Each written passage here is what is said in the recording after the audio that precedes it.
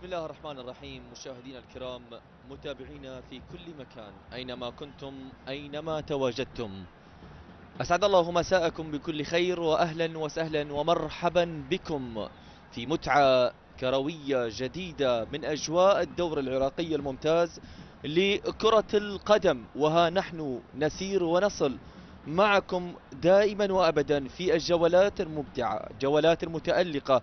نعم، هي الجولة السابعة من الدوري العراقي الممتاز لكرة القدم بين فريقين متميزين في خارطة الدور العراقي الممتاز لكرة القدم. واحدا منهم هو البطل لثلاث مرات، والثاني دائما وأبدا هو العنيد في الدور العراقي.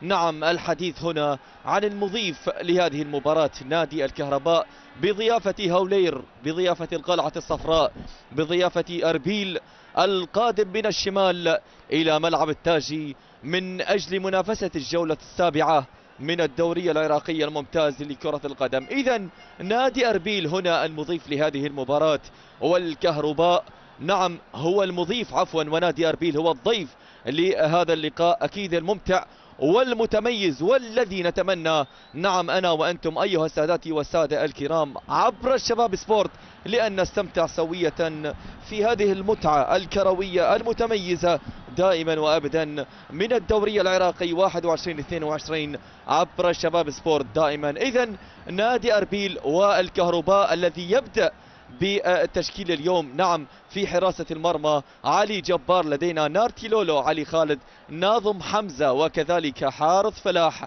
أيضا إيرتون سانتوس، إيفان خالد، مرتضى هديب، وكذلك مصطفى علي ومحمد إبراهيم وفرحان شكور. هذه هي تشكيلة الأبيض، هذه هي تشكيلة البرتقالي لهذا اليوم، هذه هي تشكيلة الصاعقة الكهربائية الحاضرة في لقاء اليوم. والحديث كذلك عن الفريق المضيف أو عن الفريق الضيف لهذه المباراة. نعم، نادي الكهرباء القلعة الصفراء القادم بحراسة المرمى لدينا حسين علي، في الدفاع لدينا إكس تاندري وأندري، وأيضا لدينا هيرد سيامند وهديم تحسين وكوسترات بايز، فرانكو إنكو، وكذلك ستيفن منصور وحمزة محمد، وكذلك شيركو كريم وعبد القادر أيوب بقيادة التونسي محمد صالح أمين. نعم، هو المدرب للقلعة الصفراء لفريق نادي أربيل. والحديث الثاني هناك عن الكهرباء، لدينا لؤي صلاح المدرب السابق في الموسم الماضي لفريق نادي أربيل، وهذه المرة هو أمام فريق السابق، نعم لاعبا ومدربا، هو اليوم ضد فريق السابق بكل تأكيد فريق نادي الكهرباء. لؤي صلاح اللاعب المتميز سابقا، والمدرب الذي يريد أن يكون دائما وأبدا رقما صعبا في الدوري العراقي الممتاز لكرة القدم. وبالتالي نادي أربيل في هذه الموقعة يسعى جاهدا، هو قادم من حقيقة قادم من مباريات صعبة بين خسارة وتعادل وكذلك انتصار. نعم، قادم من انتصار مهم جدا على أرضه وأمام جماهيره بهدفين مقابل هدف واحد، أمام الطامع، أمام المختلف، أمام المنتشي في هذا الموسم. نعم، هو نادي الطلبة. وكذلك الحديث أيضا عن الفريق الذي يبدأ الدور العراقي نعم بغير شكل حقيقة، نادي الكهرباء الذي بدأ الدوري متعثرا. نعم، والحديث عن خسارة كانت قاسية في الجولة الماضية أمام نادي الزوراء الزعيم بهدفين مقابل هدف واحد. مباراة اليوم فيها كل أنواع الاختلاف، مباراة فيها كل أنواع التغير، مباراة فيها كل أنواع حقيقة الفروقات، كذلك اللاعبين. هناك لاعبين مثلوا نادي أربيل هم الآن في الكهرباء، وكذلك الحديث عن المدربين. أربيل مع المدرب التونسي نعم مختلف تماما في هذا الموسم، وهو لغاية الآن نعم خسر على أرضه لكنه يصحح المسار. نعم، خسارة أيضا هنالك في جنوب العراق، نعم من الديوانية ب3 أهداف مقابل هدف واحد، خسارة كانت غير متوقعة وقاسية، كذلك من الفريق الديواني نعم بثلاثية، لكنه يسعى دائما لتحسين المسار بفوز مهم جدا على فريق الطلبة بهدفين مقابل هدف واحد. وبالتالي هو اليوم يواجه مدرب السابق، يواجه كادر السابق. إذا كيف ستكون هذه المباراة؟ كيف سترسم هذه المباراة؟ كيف ستكون الآلية لهذه المباراة؟ هل سنشاهد أهداف؟ هل سنشاهد تحدي جديد بالنسبة للفريق الأصفر؟ هاو بلاير القادم نعم من أربيل ومن الشمال في هذا الملعب صعب جدا، هو ملعب التاجي. نعم الفريق المضيف فيه فريق نادي الكهرباء. إذا الكرة الآن في الوسط تعود لمصلحة نادي أربيل عند اللاعب الحديث عن اللاعب ستيفن منصور الذي يحاول، لكنها عادت سهلة لحارس المرمى علي جبار للكهرباء. كما ذكرت هذا الفريق رغم تعثره، رغم غير يعني هو لغاية الآن غير متوازن في خارطة الدوري العراقي، لكنه يسعى مرارا وتكرارا لأن يكون الواجهة، لأن يعود صعبا، لأن يعود عنيدا بالنسبة للفرق المنافسة على خارطة الدوري العراقي الممتاز لكرة القدم. تبقى الكرات حاضرة ونعيش معكم أول 5 دقائق أيها السادات والسادة الكرام متابعينا عبر الشباب سبورت. لغاية الآن المباراة متكافئة والمباراة هادئة، لم نشهد الخطورة. نأمل ونتمنى ونمل النفس لأن نشاهد نعم المتعة والإثارة، كل الإثارة حاضرة في أجواء هذا اللقاء. نعم لقاء أربيل وكذلك نادي الكهرباء الذي يحاول هذا الفريق رغم تواجد المهم في الدوري، لكنه دائما ما يصنع الفروقات، دائما ما يصدر أسماء مهمة على مستوى الأندية وعلى مستوى الوطن العربي وحتى على مستوى الأهم من ذلك نعم هو منتخبنا الوطني العراقي.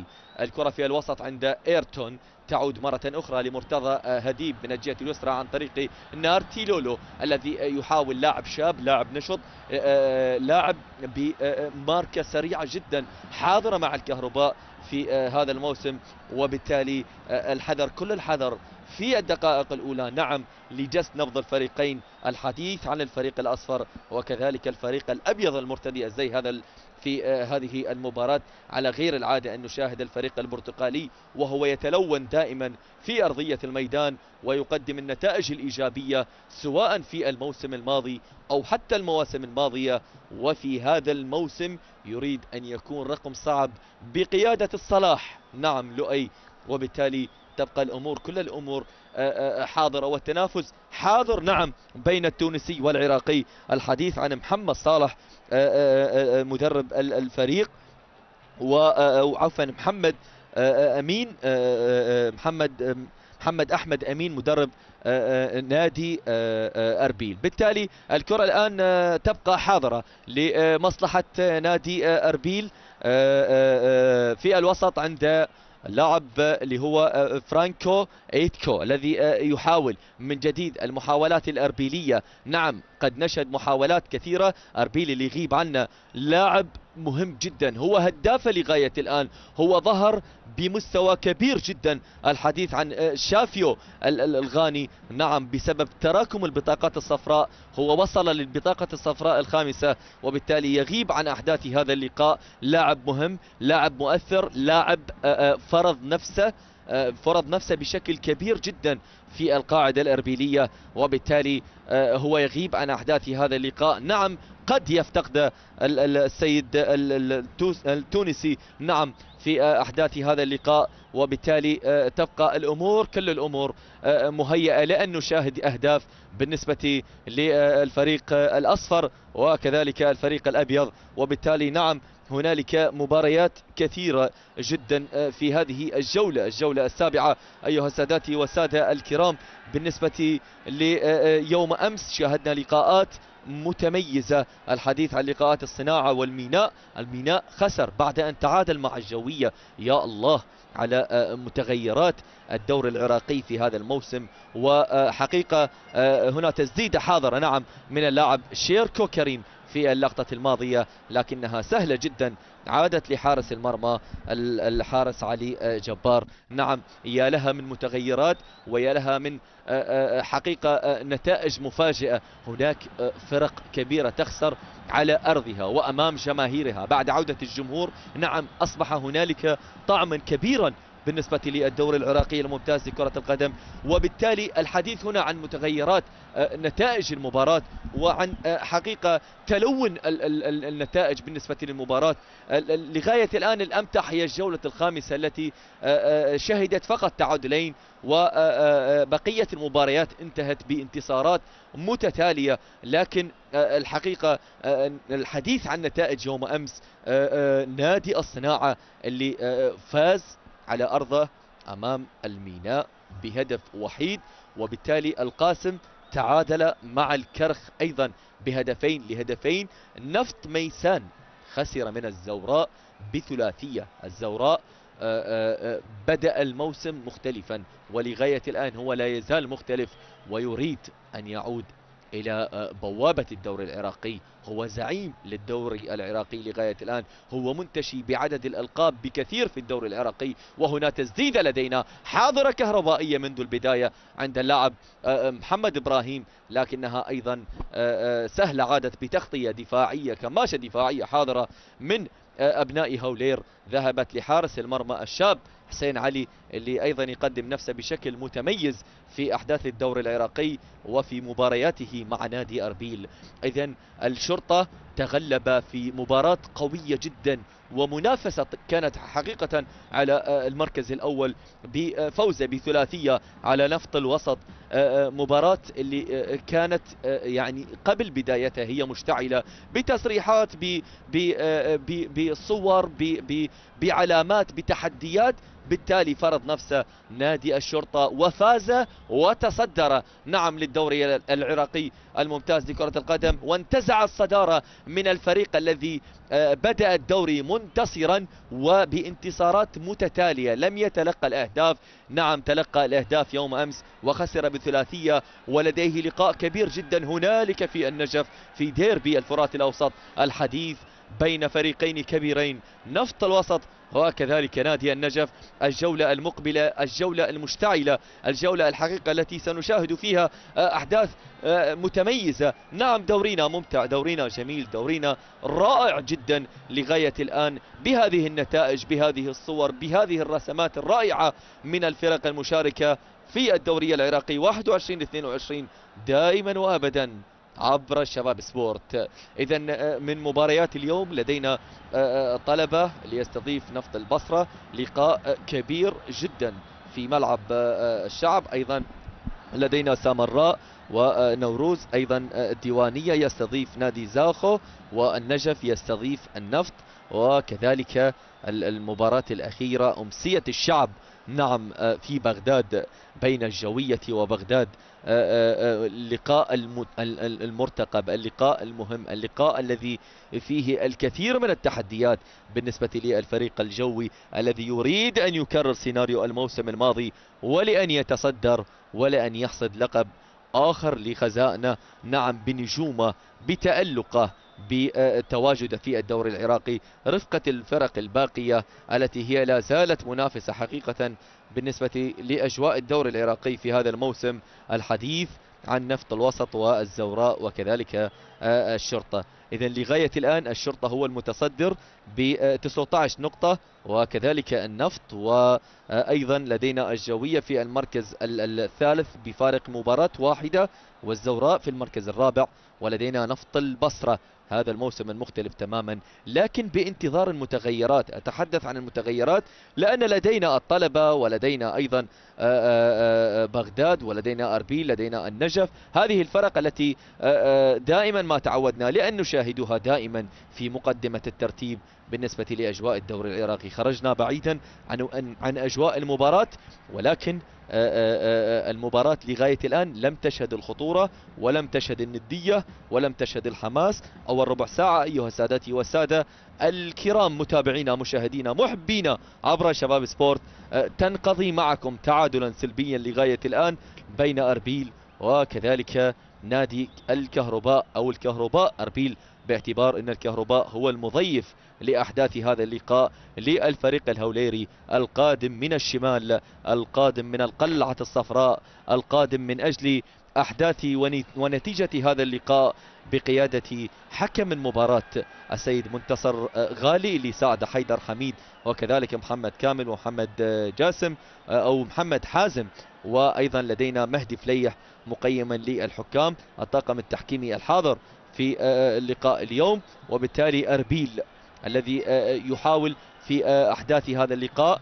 أيضا لدينا اليوم حقيقة جملة من المباريات كما ذكرت المنتظرة والممتعة، وهنا لدينا كرة عالية خطيرة ولكنها سهلة عادت لحارس المرمى حسين علي المتألق لغاية الآن، والذي لم يشهد لغاية الآن أي خطورة. تبقى الكرة في المنتصف لمصلحة مرتضى اهديب الذي يحاول يرسل الكرة لنار تيلالو الذي يحاول، لكن تعود من جديد لمصلحة مرتضى اهديب. عادت للدفاعات الكهربائية عن طريق نظم حمزة اللي بدوره يلعب الكرة إلى الأمام، يرسلها لفائدة لاعب حارث فلاح المتقدم في اللقطة الماضية على أساس أنه يلعب كرة أمامية، لكنها عادت إلى جانبية للكابيتانو حارث فلاح بالنسبة لفريق نادي الكهرباء الهادئ لغاية الآن، بانتظار من؟ بانتظار التألق، بانتظار الحقيقة المرتدات، بانتظار الهجمات المنتظرة والتألق المنتظر من قبل الفريقين أربيل والكهرباء أو الكهرباء ونادي أربيل. والكرة في النهاية عادت لهيردس يامد، هذا لاعب اللي صاحب 36 سنة اللي مثل النفط والميناء وزاخو ونادي بيرس، لاعب لديه باع طويل جدا في الدوري العراقي. هو الآن في القلعة الصفراء، هو يأمل في أيام الأخيرة ربما لديه العطاء الكامل خلال المواسم الماضية، سواء تواجده في أربيل أو ربما في نادي آخر من أندية الدوري العراقي الممتاز لكرة القدم. الكابيتانو، نعم، الحديث هنا عن اللاعب هيردس يامند، اللاعب الأبرز دائما وأبدا في صفوف نادي أربيل، الأسماء التي تألقت مع أربيل منذ انطلاق الدوري العراقي الممتاز لكرة القدم لغاية الآن. الحديث عن شيركو كريم وكذلك كوسترت بايد، وأيضا الحديث هنالك عن هيردي سيامن. حيدر قرمان اللي يغيب عن أحداث هذا اللقاء أيضا برفقة طبعا اللاعب اللي هو شافيو الغاني اللي يغيب بسبب تراكم البطاقات الصفراء. والكرة بعد ذلك تتحول إلى جانبية لمصلحة نادي أربيل عن طريق هيردي سيامد. محاولة الآن داخل منطقة الجزاء، العرقلة حاضرة، حكم المباراة قريب جدا يشير إلى استمرارية اللعب. انطلاقة سريعة من الضخم جدا، من المتألق جدا لاعب نارتي لولو، لكنها طويلة طويلة طويلة. عادت مرة أخرى. نعم، بدينا نشاهد بعض المحاولات وبدينا نشاهد بعض الخطورة من قبل الفريقين على المرميين، لكن دون الوصول الحقيقي نعم لمرمى حسين علي وكذلك علي جبار. والصافرة بعد ذلك تأتي وتتحول إلى خطأ لمصلحة نادي أربيل. إذن هذه المباراة ورتم المباراة لغاية الآن بهذا الأسلوب وبهذه الطريقة وبهذا الهدوء، مباراة خالية من الجماهير، على اعتبار أن عشاق الأصفر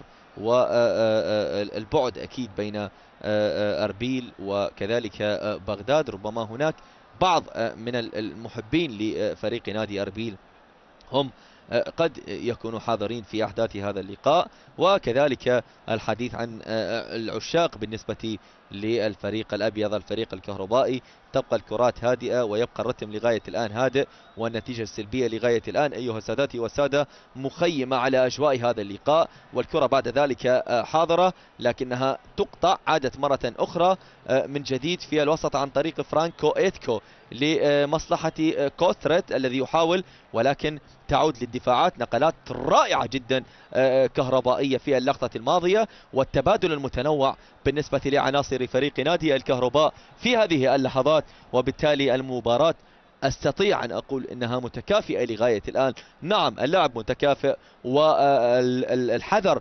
حاضر من الطرفين، من الدفاعات الكهربائية وكذلك الدفاعات الأربيلية. يعلم ويعي جيدا الفريق الأصفر خطورة هذا الفريق وحقيقة جرأة هذا الفريق في تسجيل الأهداف والمحافظة على الأهداف. والحديث كذلك ينعكس تماما على الفريق الأبيض اللي هو أيضا حذر من هذا الفريق الذي قد يخطف هدف وقد يخطف انتصار بأي لحظة من اللحظات. تبقى الكرات حاضرة، وبالتالي الصافرة تأتي سريعة من السيد منتصر غازي، يعلن ويشير عن وجود خطأ لمصلحة نادي الكهرباء. اعتراف حاضر من لاعب نادي الكهرباء حارث فلاح الكابيتانو في هذه اللحظات، وحكم المباراة حوار ويحاول تهدئة اللاعب. اهدأ يا حارث، والحذر يعني والهدوء منك لتهدئة فريقك أكيد، بالتالي أو على أساس أنك أكيد تهدي الفريق، لأن الفريق الآن يلعب على أرضه، وبالتالي هي فرصة مهيئة لك يا حارث ولكل رفاقك في هذا اللقاء لأن تنتزعون الثلاث نقاط من الفريق العنيد، من الفريق الصعب، من الفريق الذي ذاق الدوري العراقي الممتاز لكرة أو تذوق الدوري العراقي عفوا لثلاث مرات. وبالتالي الكرة الآن وضربة حرة مباشرة داخل منطقة الجزاء، بعد ذلك الإبعاد حاضر، والكرة تعود مرة أخرى لنار تيلولو. الضغط ومساحة اللعب والتسليط، كل التسليط والضغط حاضر من الجهة اليمنى على اللاعب اللي هو نار تيلولو، الذي يحاول من هناك مرارا وتكرارا لأن يجد ثغرة، لأن يجد لعبة من أجل الوصول لمرمى حسين علي. مرة أخرى المحاولة عند شيركو كريم الذي يحاول، هذا اللاعب الأخطر والأبرز والأمثل والأمكن حتى الآن. مرة أخرى شيركو الذي يحاول، ولكن الكرة بعد ذلك سهلة عادت لحارس المرمى علي جبار. شيركو كريم الذي تحدى الصعاب، نعم هنالك في أجواء المنتخب الوطني العراقي لبى الدعوة وذهب إلى المنتخب بإشراف أود فوغات عندما لعب مدافعا. سئل هذا اللاعب عن شعوره بهذا المركز، فرد قائلا بكلمة واحدة: أنا خادم للمنتخب الوطني وللشعب العراقي. نعم هي روح كبيرة لهذا اللاعب لأن يلعب بمركز المدافع وهو لاعب مهاجم. هي قد تكون صعبة على بعض اللاعبين، لكن الحديث والخدمة بالنسبة للمنتخب الوطني تكون غير بتمام وإكمال لشيركو ولكل أبناء العراق بكل تأكيد. بالتالي شيركو كريم قدم أداء رجولي في تلك المباراة أمام كوريا الجنوبية عندما لعب مدافعا يسارا، وبالتالي هو الآن يعود مع ناديه ويلعب بمكان الأساسي وهو اللاعب المهاجم بالنسبة لنادي أربيل، والذي يحاول أن يقدم ويفرض نفسه بشكل كبير في نادي أربيل وفي الدوري العراقي. ولدينا الآن ضربة ركنية حاضرة لكنها ترتد من الدفاعات عفوا، بعد ذلك تعود لمصلحة نادي أربيل. من هنالك من الجهة اليسرى عن طريق ستيفن منصور الذي يحاول، لكن تنقطع الكرة من اللاعب إيرتو سانتوس، يسقط أرضا، يتحصل على البطاقة أو يتحصل على الخطأ عفوا في هذه اللحظات. بالتالي تعود كهربائية نعم إلى خطأ لمصلحة نادي الكهرباء.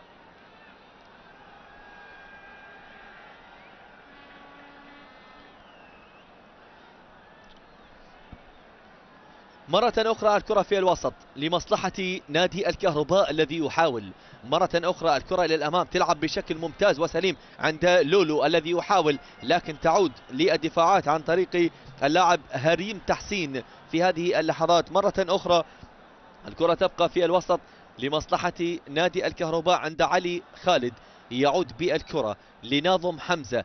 أكثر اللاعبين من نادي الكهرباء هم لاعبين شبان، هم أبناء الكهرباء، هم من الكهرباء. نعم الفريق الذي لديه تعاقدات قليلة، الحديث عن فرحان شكور وكذلك اللاعب إيفان خالد، وأيضا لدينا إيرتون سانتوس ونارتي لولو. هذه الأسماء التي تتواجد مع الكهرباء في هذا الموسم.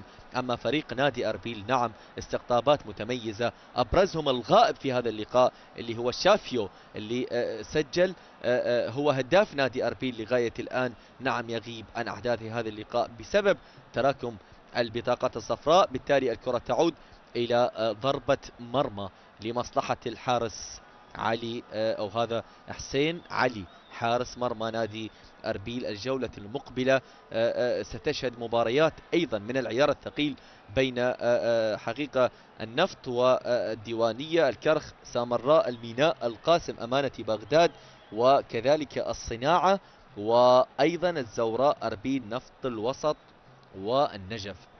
الجولة الثامنة إذا ما تأجل الدوري بسبب ارتباط المنتخب الوطني العراقي نعم بتصفيات كأس العالم، ونحن وأنتم وكل عشاق المنتخب العراقي في العراق وفي خارج العراق نعم كل الحب والتوفيق إن شاء الله لأسود الرافدين في مهمة صعبة أمام سوريا وكذلك كوريا الجنوبية. كنا نمني النفس لأن نشاهد مباريات منتخبنا الوطني العراقي في البصرة الحبيبة،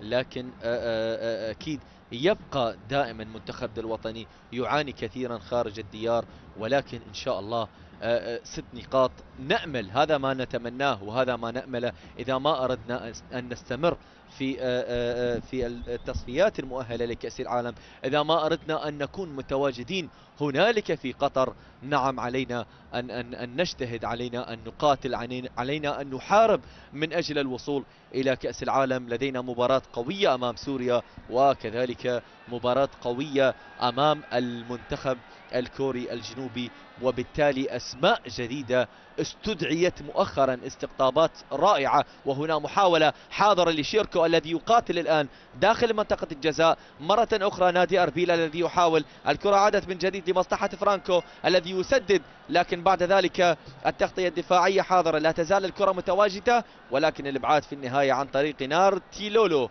نعم اللاعب الأبرز والذي يتقدم لغاية الآن ويقدم نفسه ويفرض نفسه بشكل متميز ويقدم أداء رائع جدا مع نادي الكهرباء لغاية الآن على مستوى الدفاعات وعلى مستوى الهجوم بالنسبة لفريق نادي أربيل. إذن أكمل بقية الكلام عن الأسماء التي استدعيت مؤخرا بالنسبة للمنتخب الوطني، وهنالك نقاش كبير جدا حول الأسماء التي استبعدت. نعم يبقى الشارع العراقي هو له رأي، ولكن الرؤية الفنية لمنتخبنا بقيادة أود فوغات لها رأي آخر باستقطابات جديدة عسى ولعل أن تقدم. نعم نحن نسير نحو خط واحد وهي خدمة للمنتخب الوطني، ولأن يقدمون هذه الأسماء هي بالنهاية خادمة للعراق وللمنتخب الوطني. ويبقى الحديث عن اللاعب المهاجم الذي سيكون حاضر. نعم لدينا علاء عباس الذي استدعي مؤخرا والذي قدم نفسه بشكل متميز مع الجوية لغاية الآن، سجل هدف رائع جدا على الكرخ، وبالتالي علاء عباس وذكرياته وذكريات أهدافه طبعا على المنتخب الإيراني هو الآن يستدعى مرة أخرى لأسود الرافدين. كل التوفيق لعلاء وكل التوفيق للكوكبة. وبالتالي عندما نناقش في مثل هذه المشكلة يجب أن نضع حلول لمثل هذه المشكلة والتي تلقى بظلالها حقيقة على أداء المنتخب. نعم لم نجد المهاجم السوبر الذي تنجبه الفرق العراقية من الدوري. فما هو السبب؟ السبب أكيد يعني بعد المباريات، حقيقة المسافة بين مباراة ومباراة، وبالتالي الأسماء حقيقة السابقة التي قدمت مثل حسين سعيد والمرحوم أحمد راضي والكابتن يونس محمود، هذه الأسماء التي احتلت العراق على مستوى الهجوم بحقيقة بتفوق بتميز. نعم كل التوفيق للأسماء المتواجدة حاليا، الحديث عن علاء عباس وكذلك الأسماء المتواجدة مع المنتخب الوطني العراقي على مستوى الهجوم والوسط وكذلك الدفاعات. كل التوفيق إن شاء الله لأسود الرافدين. أيها السادات والسادة الكرام، نصف ساعة تمر معنا على أحداث شوط المباراة الأول بين الكهرباء وأربيل. لغاية الآن التعادل السلبي مخيم على أجواء هذا اللقاء، وبالتالي الكرة لغاية الآن أو عفوا لم نشهد الخطورة لغاية الآن بالنسبة للفريق الضيف لأحداث هذا اللقاء ولا الفريق المضيف. وبالتالي الحذر يبقى حاضرا واللعب يبقى مغلقا، وبالتالي الكثافة المتواجدة في وسط الملعب بالنسبة لوسط نادي أربيل وكذلك نادي الكهرباء يبقى أو تبقى الكرات متبادلة ومتنقلة بين الفريق الأصفر وكذلك الفريق الأبيض. ونظرات السيد لؤي صلاح حاضرة في هذا اللقاء، يعي جيدا ويعلم جيدا من هو أربيل وماذا يعني له أربيل وماذا يعني له هذا الفريق. هو يعرف هذا الفريق جيدا، يعرف زوايا هذا الفريق جيدا، وبالتالي هو اليوم يواجه فريقه السابق. لو انتصر فهي علامة متميزة له ولفريقه، ولو خسر فهو يعلم أن فريق أربيل هو فريق ثقيل جدا وقادم إلى بغداد من أجل انتزاع الثلاث نقاط. لكن لغاية الآن نقطة لكل فريق، ونتيجة التعادل حقيقة حصلت لأكثر من مرة في تاريخ لقاءات الفريقين. خطأ الآن وصافرة تعود سلامات إن شاء الله للاعب نادي أربيل في هذه اللحظات، يعاني من إصابة. أعتقد اللاعب أنتري نعم يعاني من إصابة، نتمنى له السلامة والعودة سريعا لأحداث هذا اللقاء. سلامات إن شاء الله للاعب أندري اللي يعاني من إصابة. طبعا الوقت الآن مستقطع لشرب المياه وللتنفس قليلا في أحداث هذا اللقاء، والحوارات بين التونسي والعراقي مستمرة. الحديث عن محمد صالح أمين اللي يجري الحديث مع لاعبيه وكذلك لؤي صلاح. وبالتالي أكيد حرارة الجو دائما هي المؤثر والعنوان الأبرز في أكثر لقاءات الجولات اللي عدت الجولة الأولى والثانية والثالثة والرابعة والخامسة والسادسة تواليا مع السابعة لغاية الآن. كل التوفيق حقيقة لفرقنا المشاركة في الدوري العراقي الممتاز لكرة القدم، ونأمل ونتمنى لأن نشاهد نعم أجواء رائعة في دورينا، أجواء ممتعة خالية من المشاكل، خالية من حقيقة الانسحابات، خالية من الإقالات، خالية من الاستقالات.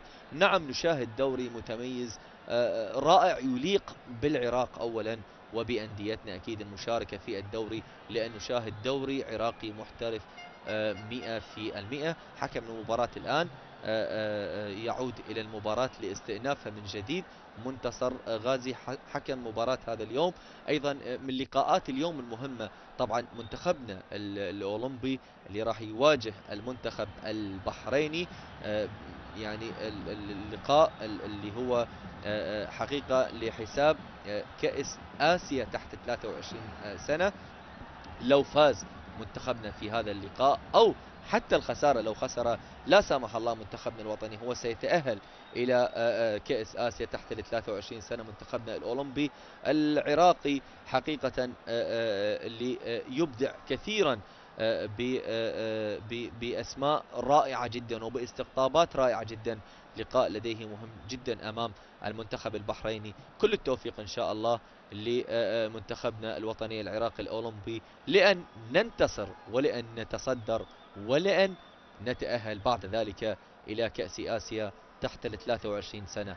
الكرة والمباراة استؤنفت مرة أخرى من حكم مباراة منتصر غازي في هذه اللحظات. بالتالي الكرة عادت لجانبية، الوقت يمضي والنتيجة السلبية لغاية الآن حاضرة بين الكهرباء وكذلك نادي أربيل، والتعادل السلبي لغاية الآن. مباراة هادئة جدا، مباراة يعني الحديث عن الخطورة لم نشهد تلك الخطورة في أحداث هذا اللقاء. بالتالي كل الكرات تبقى حاضرة لغاية الآن بين فريقي نادي أربيل وكذلك نادي الكهرباء. حرة الآن مباشرة تأتي من جديد لمصلحة نادي الكهرباء، ولكنها سهلة جدا تعود لحارس المرمى علي جبار في هذه اللحظات. من جديد الكرة عادت كهربائية في الخطأ. محاولة الآن خطيرة داخل منطقة الجزاء، المحاولة لا تزال حاضرة والتسديدة رائعة جدا، لكنها في النهاية ذهبت سهلة لحارس المرمى حسين علي. تسديدة كانت رائعة من اللاعب مرتضى هديف في اللحظة الماضية. دبل كيك جميل جدا لكنها بعيدة وسهلة، عادت من لحارس المرمى حسين علي. مرتضى هديف طبعا هذا اللاعب اللي مثل نادي بغداد، بعد ذلك انتقل لفريق نادي الكهرباء. من الجهة اليسرى مرة أخرى نادي أربيل الذي يحاول عرضية الآن حاضرة، دائما البحث عن شيركو كريم، ولكن في النهاية الكرة طالت وتحولت إلى جانبية. سلامات سلامات سلامات، وبكل روح رياضية رائعة من اللاعب في اللقطة الماضية محمد إبراهيم. حوار بينه وبين شيركو، والسلامة لشيركو ولكل لاعبينا في هذه المباراة وفي أجواء الدوري العراقي الممتاز لكرة القدم 21-22. مرة أخرى فرانكو الذي يحاول عادة لكوسترد مرة أخرى، تعود بشكل سريع إلى الدفاعات ومن ثم بعد ذلك إلى حارس المرمى. تحولت من هناك عند هريم تحسين، يلعب كرة إلى الأمام لكنها مرتدة، عادت من جديد، ارتدت الكرة وعادت في الوسط عند ايرتون سانتوس.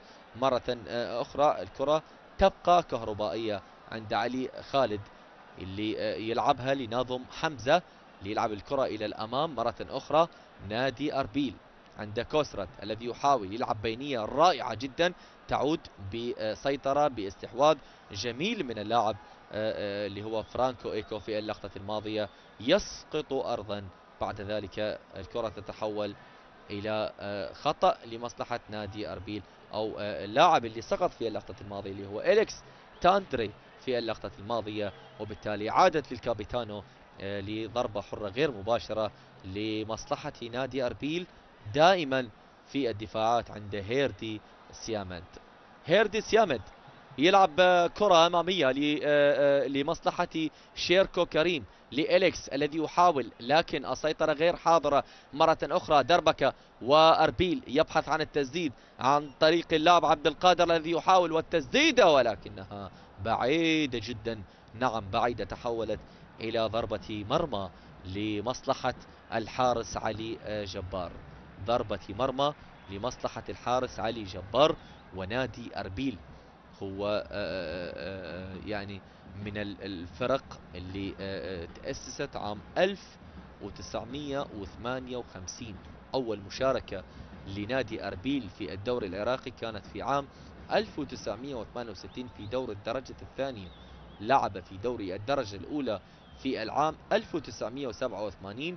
لعب في الدوري العراقي الممتاز عام 1952. هبط إلى الدرجة الأولى عام 1996. لاحظ التنوع والتنقل في أجواء الدوري.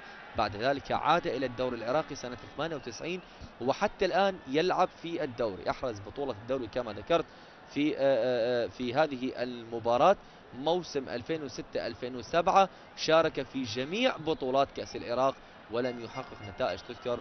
نعم الحديث هنا عن فريق نادي أربيل، وأربيل اللي طبعا لديه ملعب متميز وجميل هنالك في أربيل، ملعب فرانسو حريري.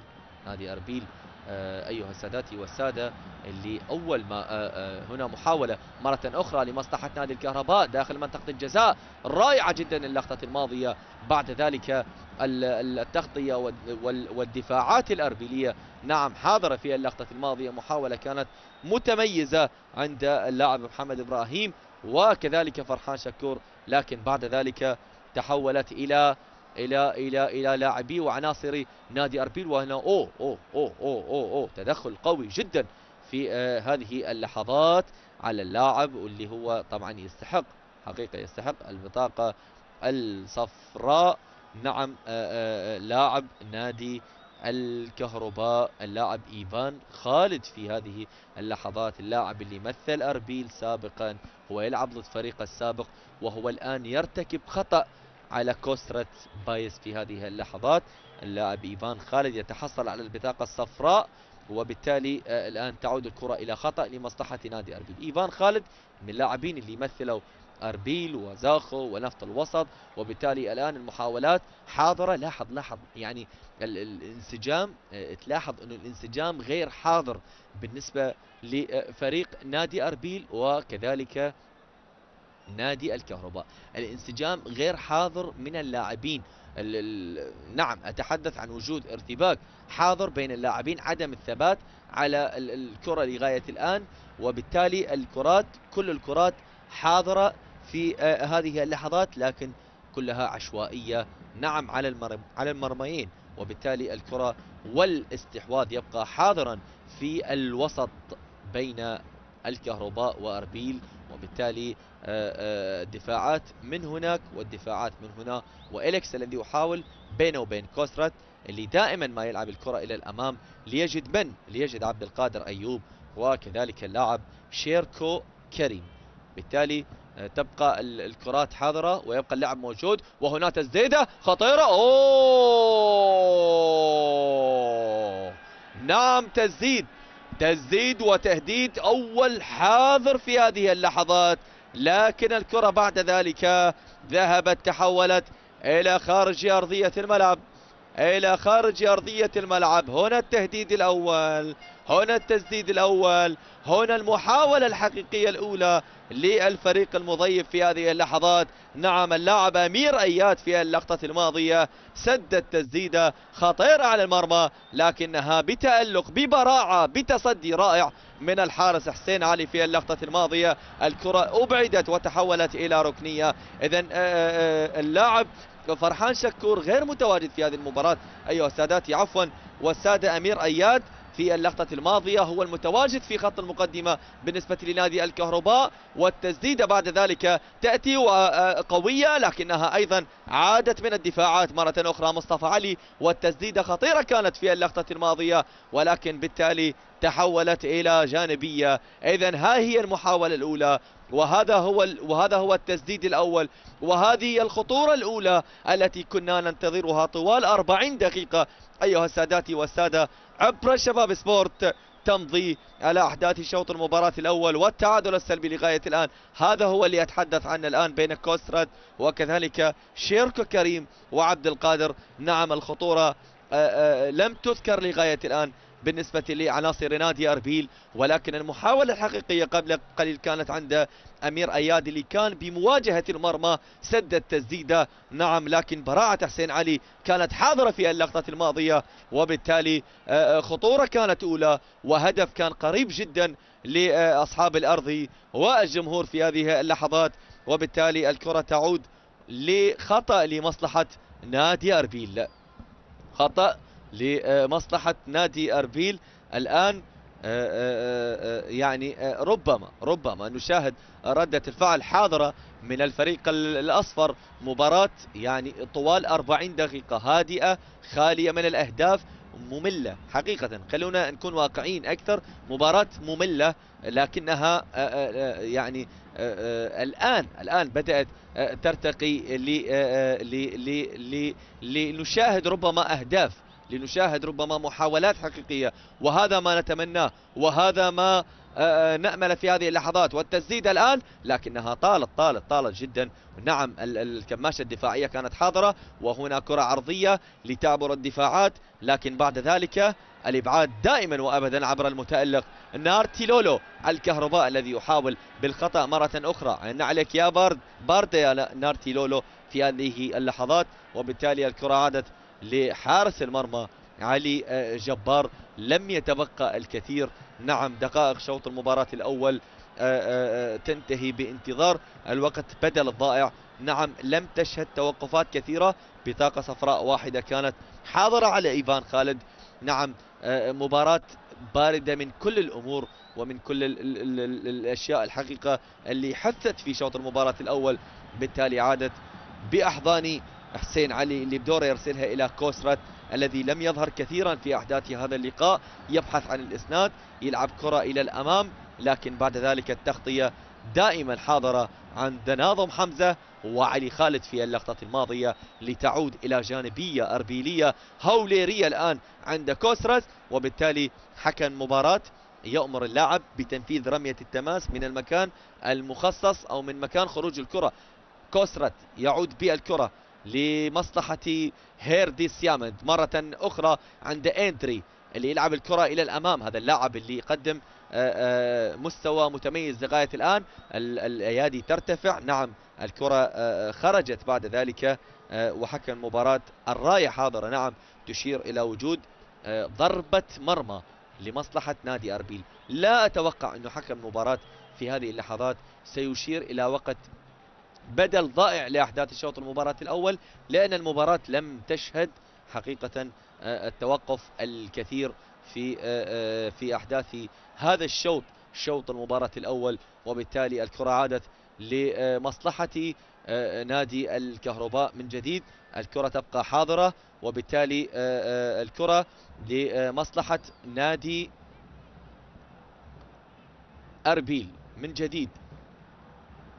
المحاولة حاضرة لمصلحة نادي الكهرباء، بعد ذلك الراية أو الصافرة تأتي من حكم المباراة لتتحول بعد ذلك لمصلحة نادي أربيل الذي يحاول يبحث عن أفضلية، يبحث عن استحواذ، يبحث عن سيطرة في هذه اللحظات، يبحث عن ردة فعل بكل تأكيد في أحداث الشوط المباراة الأول، ردة فعل حقيقية لم نشهد من الفريق الهوليري الأربيلي القادم في هذه اللحظات.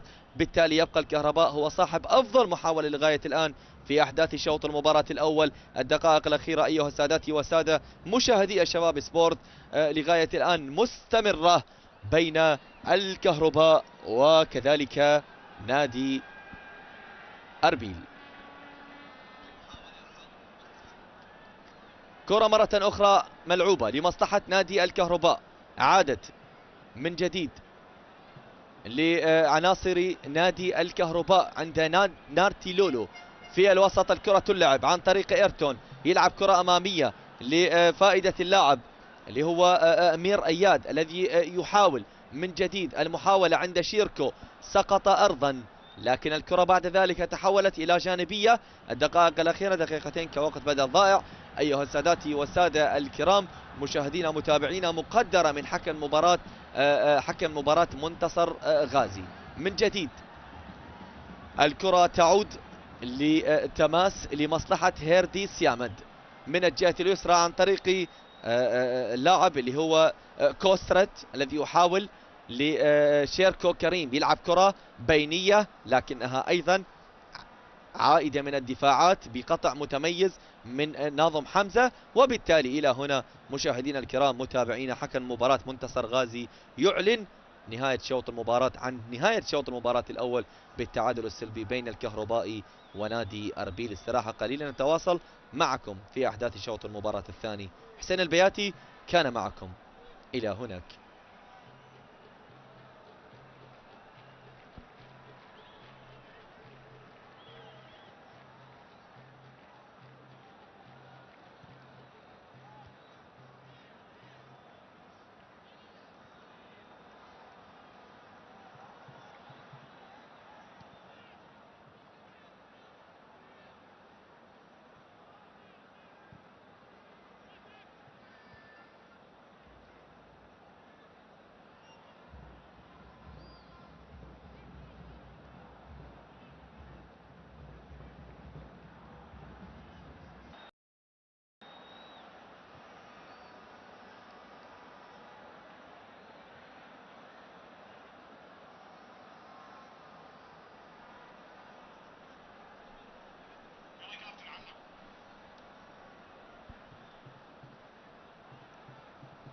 بسم الله الرحمن الرحيم. مشاهدينا الكرام متابعينا في كل مكان عبر الشباب سبورت، نعود مرة أخرى معكم لأحداث شوط المباراة الثاني بين الفريق المضيف لأحداث هذا اللقاء من أمام ملعب التاجي أو من قلب ملعب التاجي نادي الكهرباء، المضيف لأحداث هذا اللقاء نادي أربيل، القادم من هناك من الشمال نادي هولير.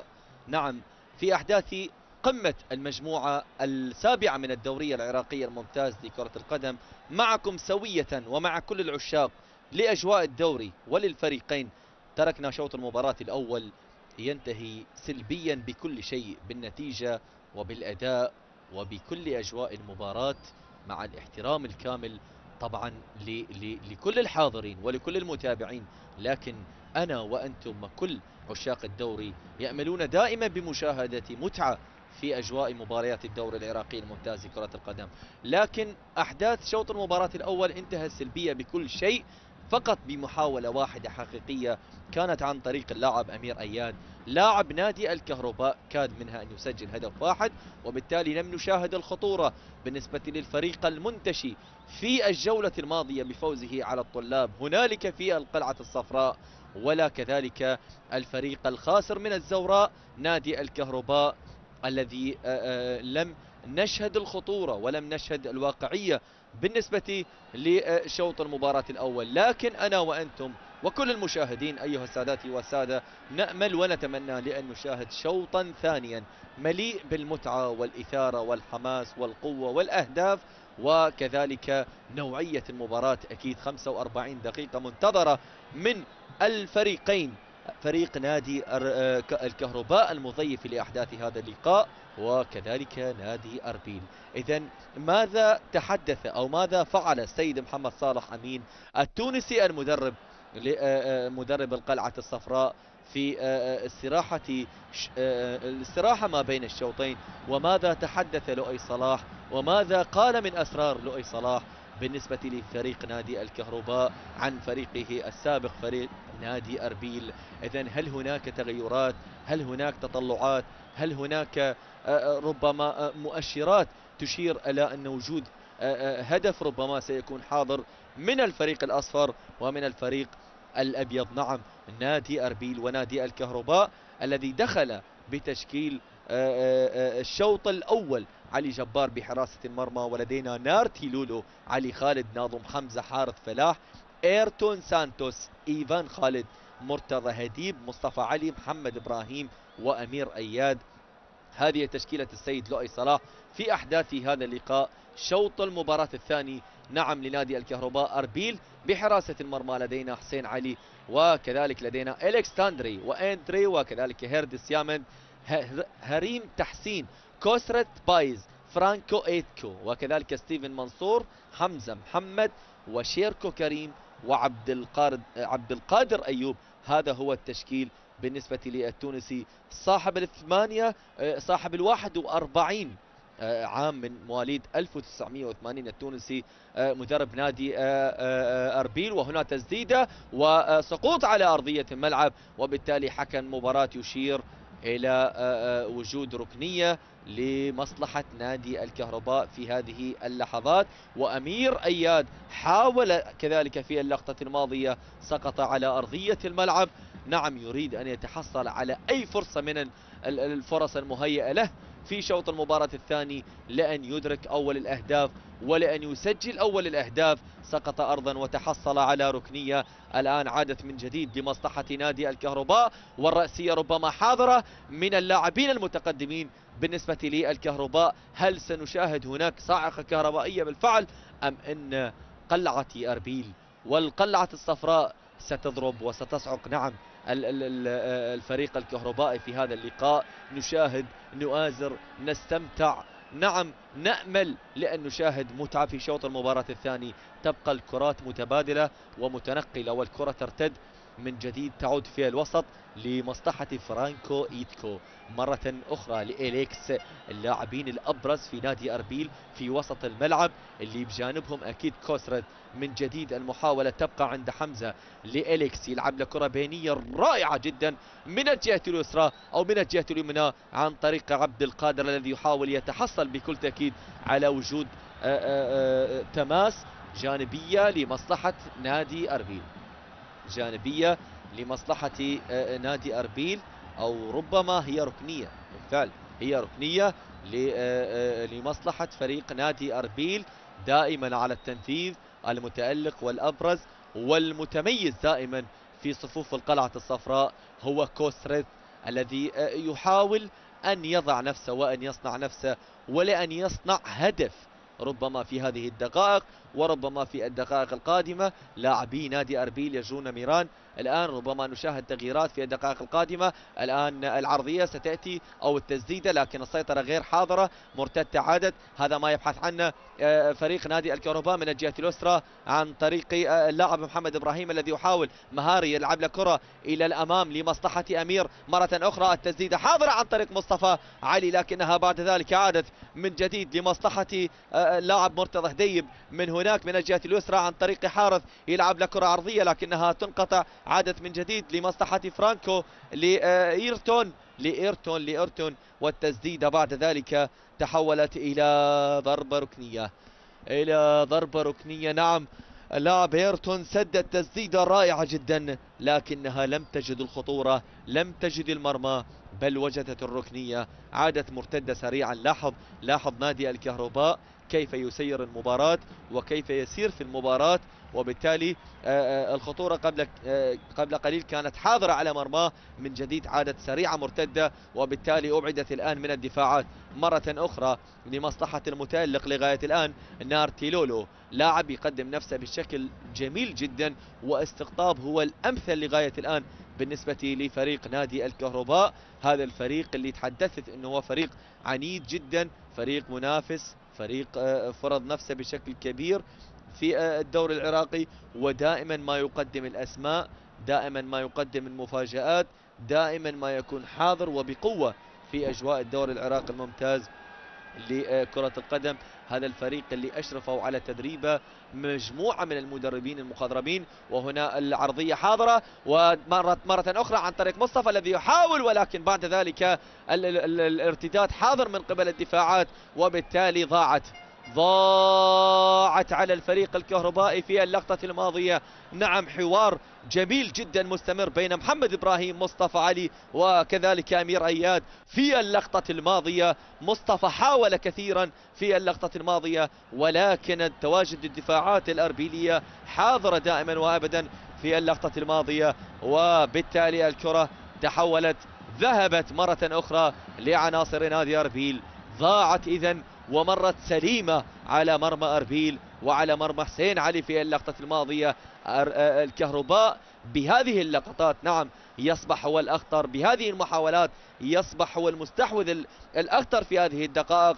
تمر 53 دقيقة أيها السادة والسادة مشاهدينا متابعينا عبر الشباب سبورت لغاية الآن. نعم، نشاهد محاولات رائعة، شوط ثاني أنشط من الشوط الأول بكل تأكيد. لماذا؟ لأن الفريقين يبحثون عن النقاط، لأن أربيل يريد تعزيز الانتصار، لأن الكهرباء يريد تعويض الخسارة، وبالتالي نعم هذا ما نأمل، هذا ما نتمناه في هذه اللحظات. من جديد عادة المتألق لولو الذي يحاول، لكن بعد ذلك الصافرة حاضرة تأتي لمصلحة نادي أربيل، وبالتالي خطأ يعود لمصلحة نادي الكهرباء. خطأ لمصلحة نادي الكهرباء في هذه اللحظات.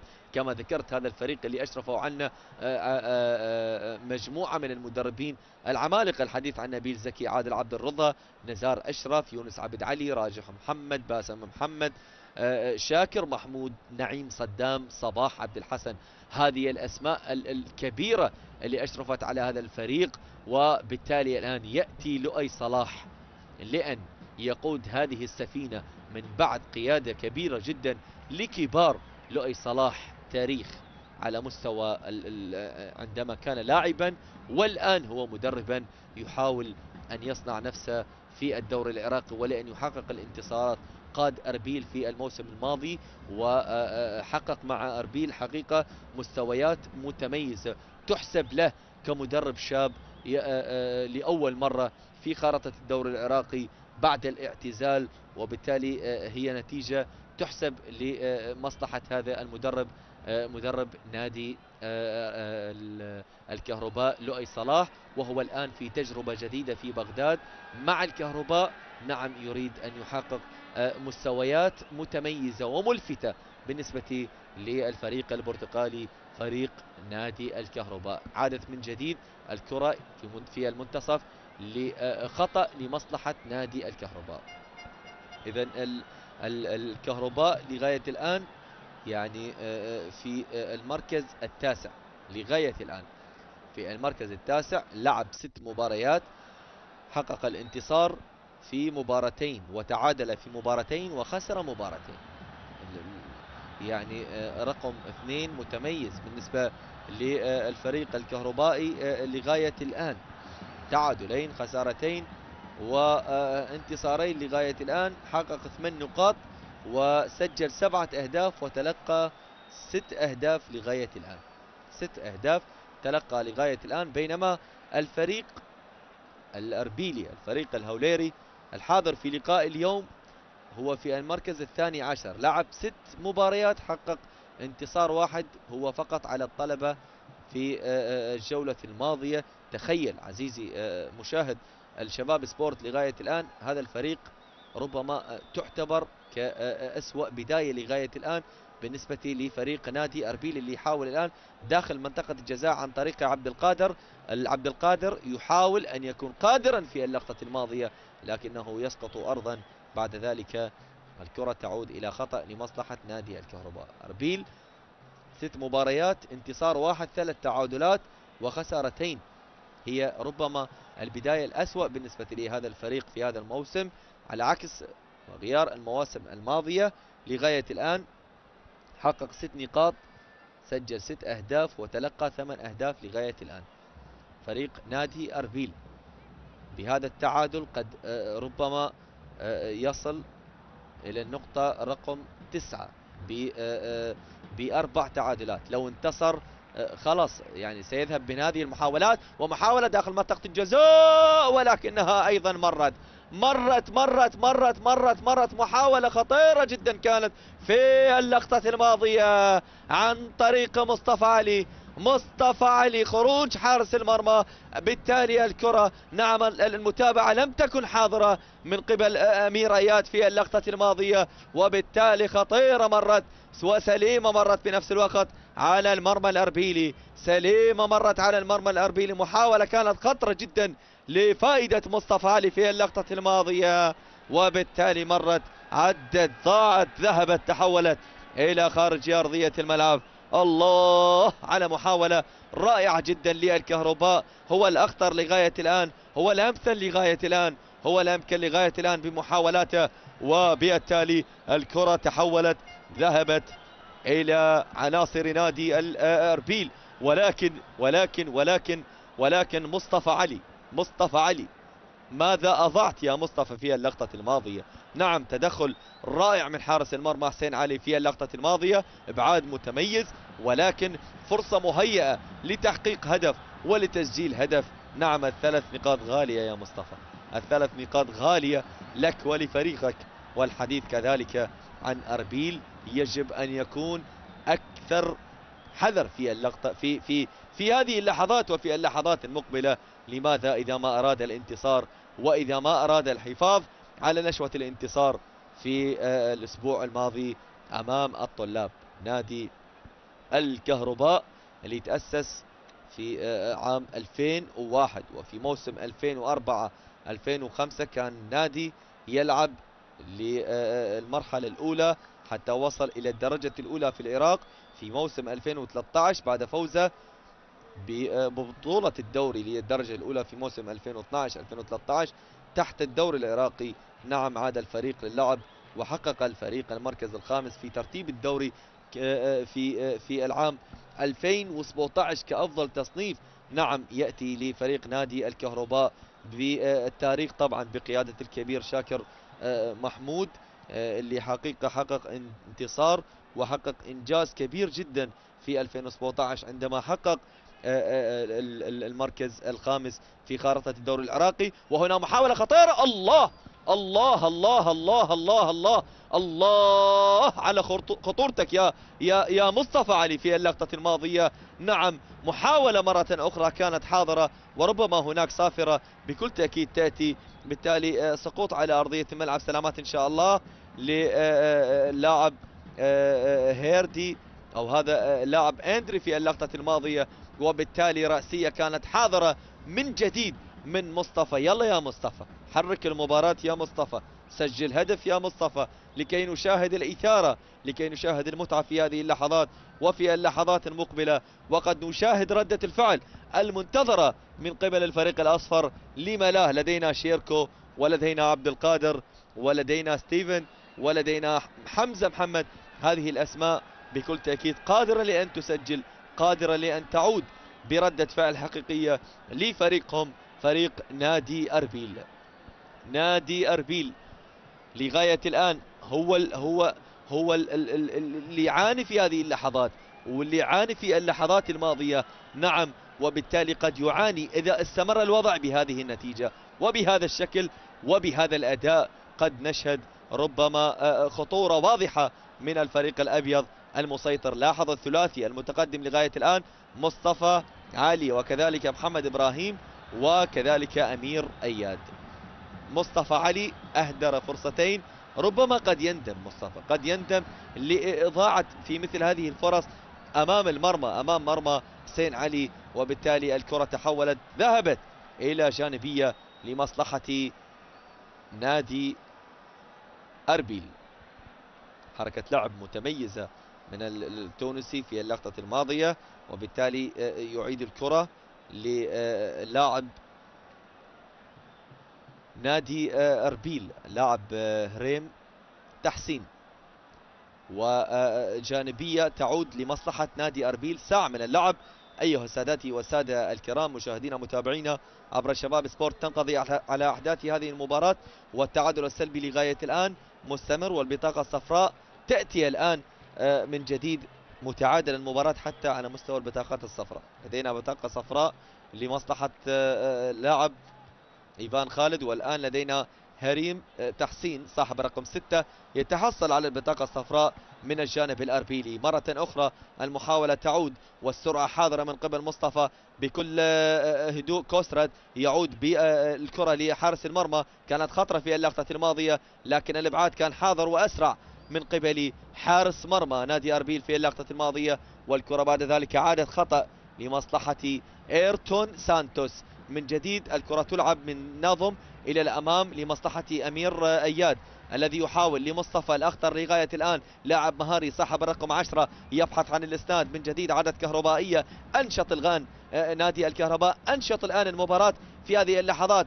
الكهرباء الذي يحاول، الموجات الكهربائية بدأت تتحرك، والرأسية رائعة جدا، مثالية في اللقطة الماضية. حلوة اللقطة الماضية من قبل اللاعب أمير أياد في اللقطة الماضية. رأسية كانت حاضرة، بعد ذلك تحولت إلى حارس المرمى علي جبار، أو هذا حسين علي. رأسية كانت حاضرة من محمد إبراهيم عفوا، وليس اللاعب أمير أياد، بالتالي سهلة عادت لحسين علي من جديد، وخطيرة.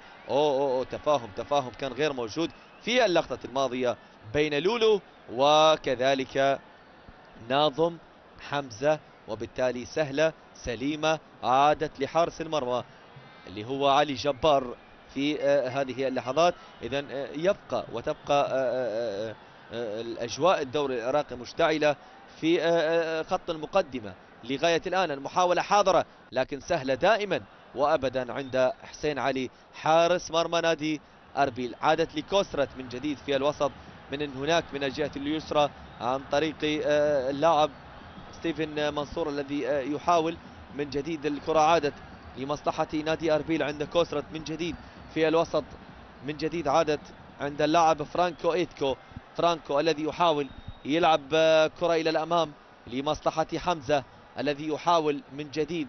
حمزة عند اللاعب ستيفن منصور يعود بالكرة. النقلات الحاضرة والكماشة الدفاعية لغاية الآن متماسكة وحاضرة ومندفعة ومراقبة بشكل كبير جدا، بالخصوص على لاعب شيركو كريم وكذلك عبد القادر. عادت لإيتكو فرانكو الذي يحاول المرور، يحتفظ بالكرة من جديد من الجهة اليسرى عن طريق اللاعب اللي هو كوستراد الذي يحاول، لكن الرأسية والدفاعات حاضرة من جديد مرة أخرى، لكنها أبعدت من قبل حارث في اللقطة الماضية. من جديد الكرة تعود لمصلحة نادي الكهرباء في الوسط. نقلات رائعة، مصطفى إلى إيفان، أو هذا إيرتون سانتوس يلعب كرة إلى الأمام لمصلحة محمد إبراهيم، لكن الإبعاد عن طريق إليكس حاضر من جديد. نادي الكهرباء لاحظ الكثافة العددية في وسط الملعب. ولاحظ الكماشة الدفاعية من الفريقين، لاحظ الكرة لم تستقر، إذا وصلت لنادي الكهرباء فإنها ستبعد، والعكس صحيح بالنسبة لنادي أربيل من جديد الذي يحاول يعتمد دائما على المحاولات الفردية بالنسبة للاعبين. وهنا بالتالي صافرة تأتي، اهدأ يا لولو، اهدأ يا لولو في اللقطة الماضية. حوار كان حاضر في اللقطة الماضية. بعد ذلك الكرة تحولت إلى خطأ لمصلحة نادي أربيل، خطأ لمصلحة نادي أربيل.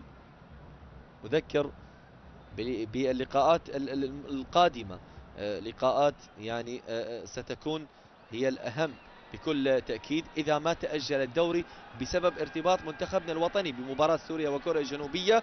لقاءات الطلبة نفط البصرة، سامراء، نوروز، الكهرباء، أربيل، ديوانية، زاخو، النجف، النفط، والقوة الجوية، أمانة بغداد. أربيل سيواجه،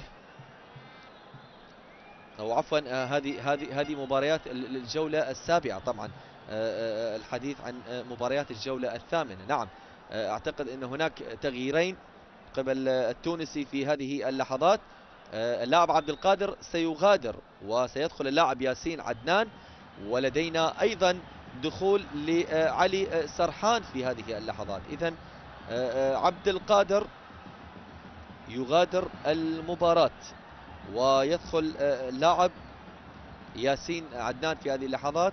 إخراج مهاجم ودخول مهاجم، وأيضا دخول للاعب علي سرحان في هذه اللحظات بدلا من اللاعب هريم تحسين. نعم، هريم تحسين يغادر ويدخل اللاعب علي سرحان. إذن لدينا تغييرين، ياسين عدنان وعلي سرحان في هذه اللحظات بدفعة واحدة من السيد التونسي محمد صالح الآن، وبالتالي قد يغير بعض الشيء بالنسبة لفريق نادي أربيل في الدقائق المتبقية لأحداث شوط المباراة الثاني أيها السادة والسادة الكرام. إذن ذكرت قبل قليل مباريات الجولة الثامنة، عفوا مباراة الجولة السابعة، ختام الجولة السابعة، وهنا محاولة خطيرة، ولكن حارس المرمى هو الأقرب دائما للكرة في اللقطة الماضية، وبالتالي عادت لأربيل.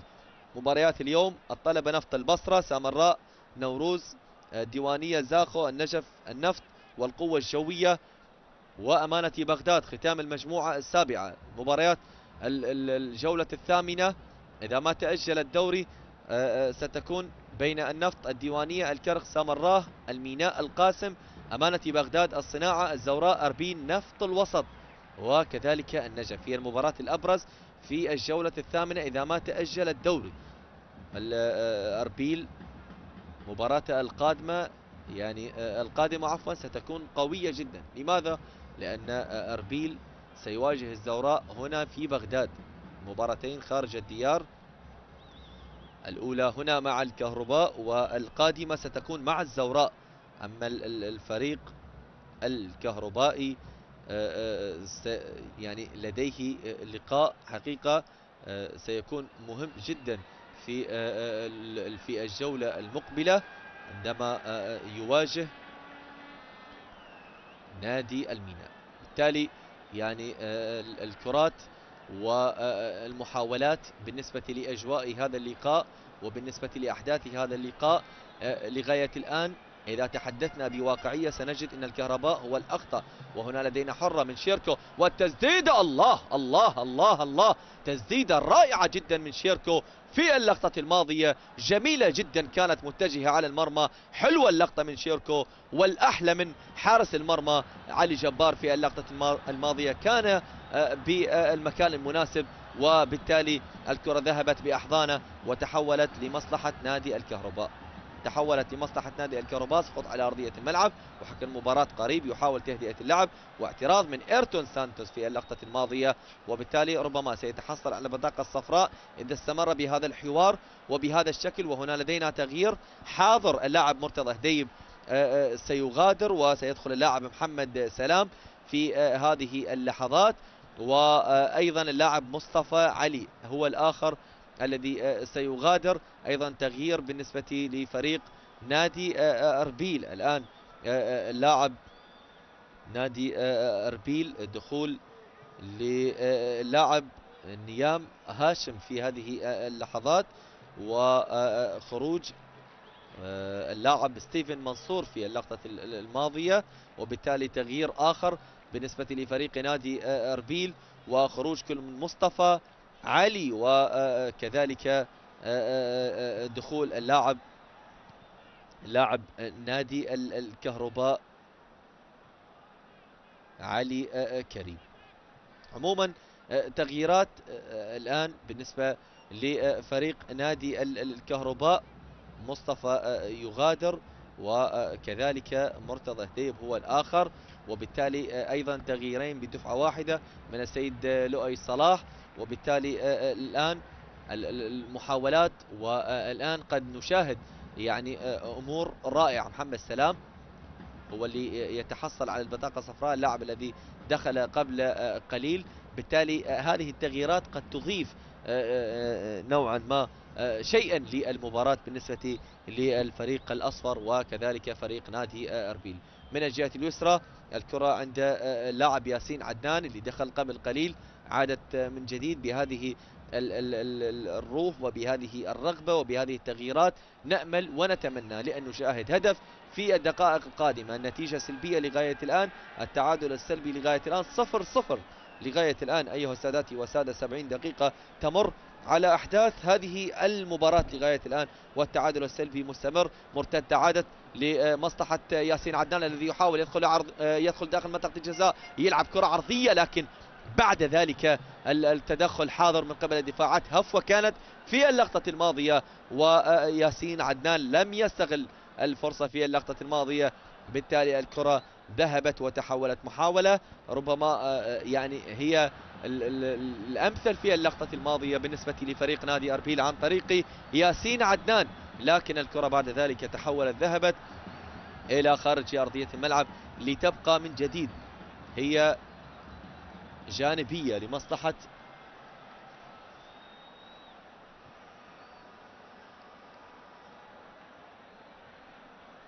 نادي الكهرباء. مرة أخرى الكرة ملعوبة،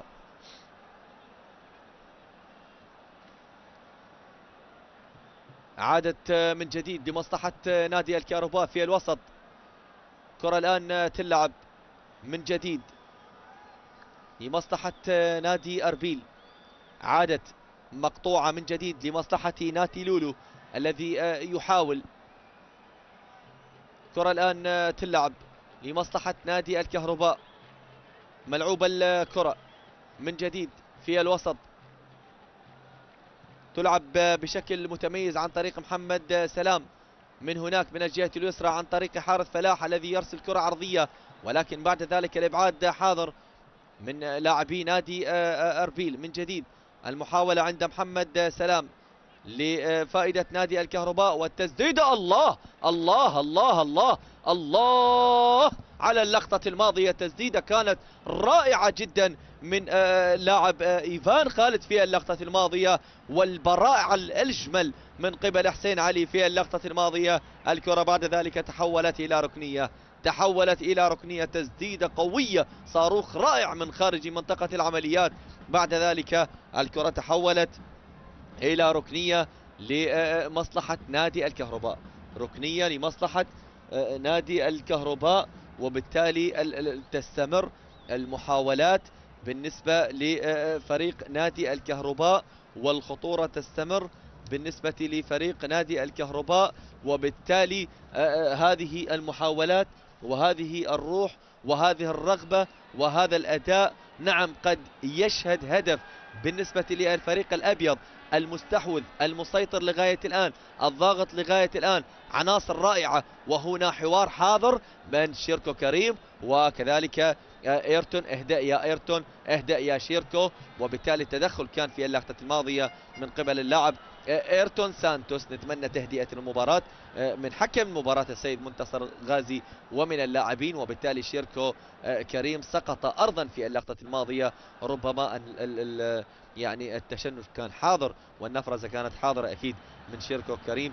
تدخل يعني ربما يعني مبالغ فيه بعض الشيء من قبل ايرتون سانتوس في اللقطة الماضية، وبالتالي احتكاك كان حاضر. نعم هنا يتحصل على البطاقة الصفراء، هو قبل قليل كاد أن يتحصل على البطاقة الصفراء، بالتالي الحوار انتهى، وبالتالي بطاقة صفراء والكرة عادت لمصلحة نادي الكهرباء عن طريق أمير أياد في اللقطة الماضية، وبالتالي تعود مرة أخرى لحارث فلاح. تبقى المباراة سريعة في هذه اللحظات والأجواء سريعة لغاية الآن، لكن لم نشهد لغاية الآن أي خطورة بكل تأكيد تذكر بالنسبة لأحداث هذا اللقاء. مرة أخرى المحاولات حاضرة من جديد لمصلحة نادي أربيل. كرة الآن ملعوبة، أربيل يحاول عند شيركو كريم من جديد يبحث عن الإسناد شيركو، لكن القطع حاضر.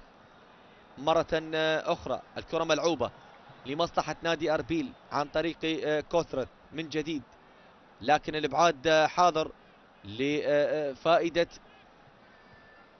نادي أربيل. من جديد عادت، لكن الصافرة تأتي أكيد دائما من المنتصر غازي في هذه اللحظات، وهو قريب جدا في هذه اللحظات، وبالتالي يعني الكرات تبقى حاضرة واللعب يبقى حاضر، وبالتالي لولو هو الأبرز والأجمل والأمثل لغاية الآن في صفوف الفريق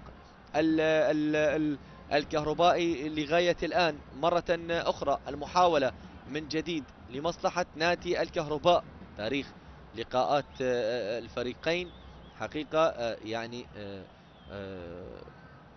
كبير جدا، كبير جدا. النتيجة الأكبر اللي حثت في تاريخ لقاءات الفريقين هي كانت ب5 أهداف ل3 في مباراة مثيرة في دوري النخبة العراقي في موسم 2013، انتهت ب5 أهداف مقابل 3. آنذاك سجل للكهرباء هاتريك مصطفى جودة، وسجل لأربيل نبيل صباح، لؤي صلاح الحاضر في هذه المباراة لكن كمدرب، وأمجد راضي، وأيضا سعد عبد الأمير. لاحظ النجوم اللي مرت حقيقة على فريق نادي أربيل، أسماء كبيرة جدا مثل عصام ياسين، مهدي عبد الزهرة، كذلك هوار ملا محمد، يونس محمود، أحمد إبراهيم، أحمد أياد، أسماء كبيرة، جلال حسن، وأسماء يعني مثلت المنتخب الوطني العراقي، خلدون إبراهيم، سيف سلمان، سرهنج، سامال، سعد عطية، سلام شاكر، سعد عبد الأمير، عبد الرزاق الحسين، وأحمد صلاح، علي فايز. كل هذه الأسماء الكبيرة اللي مثلت حقيقة فريق نادي أربيل.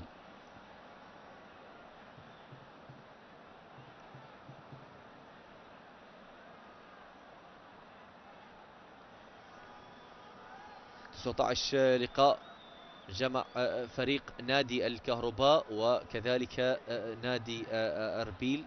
أربيل هو الأكثر هيمنة في الانتصارات بالنسبة لفريق نادي أربيل في مجموع لقاءات الفريقين وفي تاريخ الفريقين. في هذه اللحظات أيضا لدينا تغيير، علي كريم وسيف حاتم يستعدون للدخول في هذه اللحظات. تغييرات بالجملة للسيد لؤي صلاح في هذه اللحظات، عسى ولعل أن يتحصل على هدف في الدقائق القادمة ولأن ينتزع ال3 نقاط. حارث فلاح قد يغادر، حارث فلاح قد يغادر، وأيضا تغيير من الجانب الهوليري. أيضا لدينا اللاعب بارزان سيزار سيدخل. إذن اللاعب إيفان خالد يغادر المباراة، ويدخل اللاعب سيف حاتم، وأيضا حارث يغادر ويدخل اللاعب علي كريم في هذه اللحظات. إذن التغييرات حاضرة أيضا بالنسبة لفريق نادي أربيل. لدينا أيضا نيام هاشم يدخل، وأيضا دخول للاعب بارزان سيزار في هذه اللحظات. مغادرة أيضا كل من فرانكو إيتكو وأيضا هريم تحسين هذه الأسماء التي تغادر الآن من جديد. يعني تغييرات كثيرة، ربما الأوراق انتهت بالنسبة للتونسي وللعراقي أيضا في هذه اللحظات، وبالتالي تبقى يعني النتيجة كما هي. تغيرات كثيرة في شوط المباراة الثاني، البطاقة الصفراء ظهرت والمحاولات ظهرت، لكن تبقى النتيجة لغاية الآن هي الوحيدة التي لم تتغير، والتعادل السلبي لغاية الآن مستمر بانتظار يعني متغيرات، بانتظار هدف، بانتظار عودة بالنسبة لفريق الكهرباء من بعيد بعد الهزيمة، وكذلك فريق نادي أربيل لتجديد الانتصار مرة أخرى.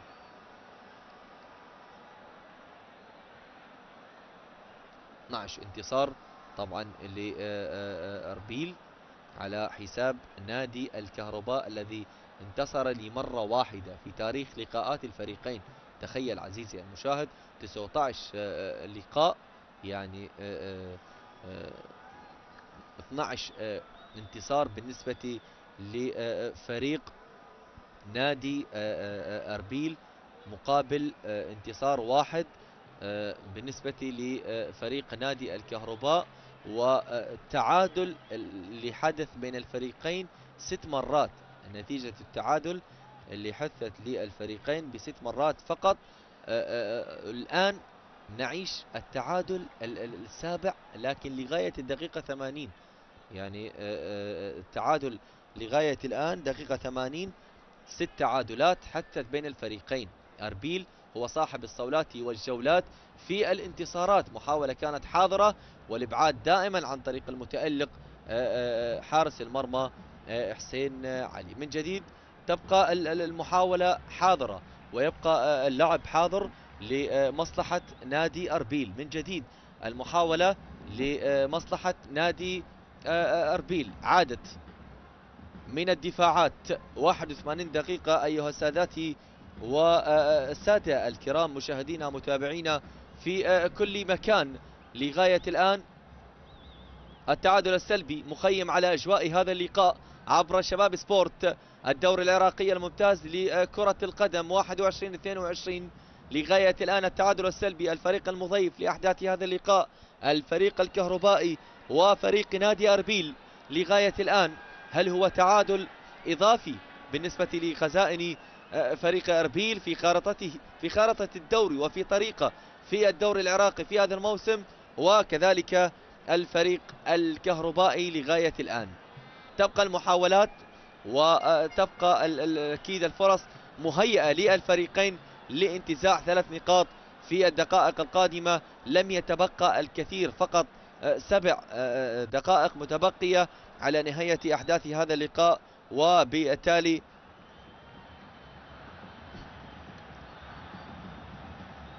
التعادل السلبي لغاية الآن مستمر. إذن كرة ملعوبة الآن تعود من جديد إلى ضربة حرة غير مباشرة تأتي لمصلحة نادي أربيل. ضربة حرة غير مباشرة تأتي لمصلحة نادي أربيل. أربيل يعني الجمال، أربيل يعني الروح، تلك المدينة الرائعة في شمال العراق في كردستان العراق، يعني الجمال. عندما نتحدث عن أربيل نتذكر حدائق سامي عبد الرحمن وكذلك حدائق شاندر، والمكان المتميز هنالك في قلعة أربيل وكذلك منطقة هونارو. نعم، هذه المناطق الأبرز والمناطق الأجمل والمناطق الأمثل في تلك المدينة الجميلة مدينة أربيل. وكذلك الحديث أيضا عن دهوك والسليمانية والحب، كل الحب لمحافظاتنا في عراقنا الحبيب، ولتوفيق رائع جدا لدورنا الدوري العراقي الممتاز لكرة القدم. بالتالي يعني المحاولات تستمر والرغبة تستمر بالنسبة لفريق نادي أربيل من جديد من الجهة اليسرى عن طريق البدلاء اللي لحد الآن يعني ما حثوا تغيير، ما حثوا أي تغير لأجواء هذا اللقاء. بالنسبة للبدلاء من جديد قد يصنعون الفارق في الدقائق الأخيرة، لما لا؟ نعم، كرة القدم لا تعترف بالدقائق ولا بأي شيء ولا بحتى الأجواء. وهنا لدينا صافرة حاضرة من جديد، سقوط على أرضية الملعب، صافرة تأتي نعم، والبطاقة الصفراء على لولو في اللقطة الماضية. هنا تغيير آخر يأتي من آرون ميمي صاحب رقم 15 بدلا من اللاعب أعتقد علي خالد في هذه اللحظات يغادر، وبالتالي تغيير آخر للاعب أو للاعبي نادي الكهرباء. إذا يدخل اللاعب آرون ميمي في هذه اللحظات. إذا النتيجة قد تتغير بأي لحظة من اللحظات في أجواء الدقائق القادمة. حرة الآن مباشرة في مكان قريب جدا، يجيد التسديد. الحديث عن شيركو كريم وكذلك كوسترات في هذه اللحظات. من الذي سيسدد؟ هل سيسدد كوسترات؟ نعم، أعتقد أن كوسترات، لأن كوسترات صاحب القدم اليسرى في هذه اللحظات. ولدينا أيضا شيركو كريم قد يغير مسار الكرة إلى عرضية للمتقدمين الآن لاعبي نادي أربيل. نعم كوسترات، ولعبة رائعة، لكن بالنهاية في المرصاد الدفاعات الكهربائية كانت ممتازة، كانت فكرتها صح، كانت لعبتها صح في اللقطة الماضية، لكن على اليقظة كانوا دفاعات نادي الكهرباء في هذه اللحظات. وبالتالي هنا تسديد رائع جدا لكن بعيد كل البعد. هي الفكرة صح، ولكن الكرة بعد ذلك بعيدة، ذهبت تحولت إلى خارج أرضية الملعب، إلى خارج أرضية الملعب. الكرة تحولت، ذهبت إلى ضربة مرمى لمصلحة نادي أربيل. التعادل السلبي لغاية الآن مستمر. هل سنشهد هدف؟ نعم، المباراة منذ البداية، منذ انطلاق شوط المباراة الأول هي بهذا النحو، هي بهذه الصورة، هي بهذه الكيفية. نعم، التعادل السلبي لغاية الآن مستمر بمحاولات. نعم، كانت الأقرب بالنسبة للفريق المضيف لأحداث هذا اللقاء فريق نادي الكهرباء، كان هو الأقرب، هو المستحوذ الأكثر في أحداث هذا اللقاء، لكن الخطورة، كل الخطورة لم تكن متوجة بأهداف. بالتالي الكرة تعود مرة أخرى لمصلحة نادي أربيل عن طريق علي سرحان الذي دخل بديلا في هذه اللحظات. من جديد المحاولات أربيلية لمصلحة نادي أربيل عند اللاعب هيمر نايق في هذه اللحظات. بالتالي الكرة تعود إلى خطأ لمصلحة نادي أربيل، خطأ لمصلحة نادي أربيل على التنفيذ. لدينا بارزان سيزار وأيضا هيمر نايق في هذه اللحظات، وبالتالي الكرة لعبت بشكل متميز عند لاعب هيمر نايق الذي يحاول المرور والتسديدة، لكنها ضعيفة جدا، ضعيفة جدا، ذهبت إلى حارس المرمى علي جبار. إذا هذه هي الصورة، وهذه هي وهذا هو المنطق الواقعي لأحداث هذا اللقاء كما ذكرت. لكن بكل أمانة الكهرباء يعني كان الأقرب، كان الأخطر في أحداث الشوط المباراة الثاني على المرمى الأربيلي. وهنا تسديدة من البديل، حاضر آرون ميمي في اللقطة الماضية، لكن الراية حاضرة، وتسلل أوفسايد واضح في اللقطة الماضية. والكرة بعد ذلك تحولت إلى ضربة مرمى، أو ربما هي نعم حرة غير مباشرة تأتي لمصلحة نادي أربيل في هذه اللحظات. وبالتالي أربيل في طريقة للنقطة رقم 6 في أحداث وأجواء هذا اللقاء. نعم، أربيل اللي الآن في تعادل، يعني سيكون هو التعادل الحقيقة لأربيل سيكون هو التعادل الرابع، وأربيل سيذهب إلى النقطة رقم 7 وليس 6. لماذا؟ لأنه هو الآن ب6 نقاط. نعم، سيذهب مباشرة إلى النقطة رقم 7، وفريق نادي الكهرباء صاحب المركز التاسع سيذهب إلى التعادل الثالث وبرصيد 9 نقاط إذا انتهت المباراة بهذا الشكل وبهذه الكيفية وبهذا النحو. وهنا صافرة الآن تأتي، والكرة بعد ذلك تتحول إلى ركنية. مرور كان متميز من اللاعب اللي ظهر كثيرا في شوط المباراة الثاني كوسترات، لكنه لغاية الآن لم يجد الفرصة، لم يجد الثغرة، لم يجد المحاولة اللي هي المتميزة بالنسبة له ولفريقه في شوط ثاني. 45 دقيقة أيها سادتي وسادة تنقضي، والآن الركنية تأتي، ولكن بعد ذلك تتحول إلى دفاعات نادي الكهرباء. من جديد المحاولة عند علي كريم، يسقط أرضا، يتحصل على الخطأ الآن، يلعب كرة إلى الأمام، لكن بعد ذلك الإبعاد حاضر. سقوط آخر على أرضية الملعب عند فرانكو إيتكو في اللقطة الماضية، لكن بعد ذلك الكرة تعود لمصلحة نادي الكهرباء. عادت أربيلية من جديد، لكن الكماشة الدفاعية حاضرة بالنسبة للفريق الأبيض. لاحظ اللعب والتمركز دائما في وسط الملعب من قبل الوسطين. الحديث عن الكهرباء وأربيل، وهناك 3 دقائق أيها ساداتي وسادة.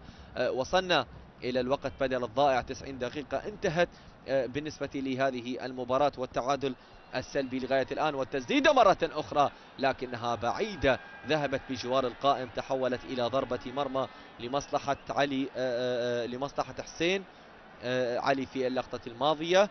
وبالتالي 3 دقائق أيها السادة والسادة. كل شيء وارد، أتحدث عن كل شيء وارد في أجواء هذا اللقاء، لكن معالم المباراة هي يعني واضحة منذ شوط المباراة الأول. كنا نأمل لأن نشاهد تغير كبير جذري في شوط المباراة الثاني بعد مجموعة من التغييرات من قبل الفريقين من التونسي والعراقي، ولكن دون جدوى. لماذا؟ لأن المباراة مغلقة. لماذا؟ لأن الفريق الأربيلي هو حذر، الفريق الكهربائي هو الآخر حذر. لكن أعيد وبأمانة أن الفريق الكهربائي كان هو الأقرب لتسجيل أول الأهداف، وهو كان الأخطر بالنسبة لشوط المباراة الثاني، الأخطر محاولة بالنسبة لأحداث شوط المباراة الثاني، لكن دون تهديد حقيقي بالنسبة للمهاجمين. كانت فرص مهيئة لمصطفى علي الذي خرج في شوط المباراة الثاني لأن يضيف هدف، لكن لم نشاهد الخطورة الحقيقية التي تذكر بالنسبة للفريق الأصفر، فريق نادي أربيل اللي كان خاسرا في المباراة الماضية أمام الطلبة، لكنه عاد سريعا وعدل النتيجة وانتصر وقدم مباراة كبيرة جدا أمام الطلاب، وحصد ال3 نقاط. هو انتصار أول بالنسبة لفريق نادي أربيل، وبالتالي هذه المحاولات وهذا المستوى بالنسبة لفريق نادي أربيل. نعم، إذا انتهت هذه النتيجة فهي نقطة إيجابية قد تضاف له. نعم، يصل إلى النقطة رقم 7، وبالتالي الفريق الكهربائي يبقى بهذا النحو وبهذه الكيفية وبهذا الأداء، وبالتالي الفريق الكهربائي بهذا التعادل اللي وصل للنقطة رقم 9، بالتالي هو في مركز متقدم لغاية الآن بقيادة رائعة وناجحة بإشراف لؤي صلاح لغاية الآن.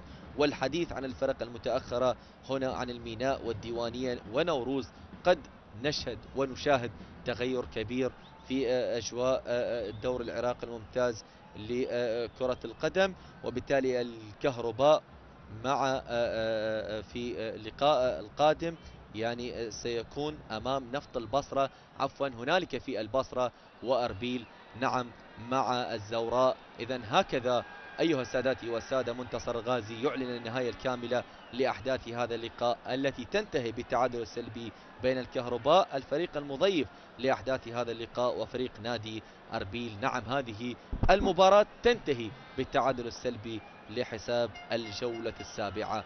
نأمل ونتمنى أننا وفقنا في وصف الأحداث الكاملة لهذه المباراة، على أمل اللقاء بكم إن شاء الله في الجولات المقبلة. تقبلوا تحيات حسين البياتي، ألتقيكم في حب وأمان عبر شباب سبورت دائما وأبدا. إلى اللقاء.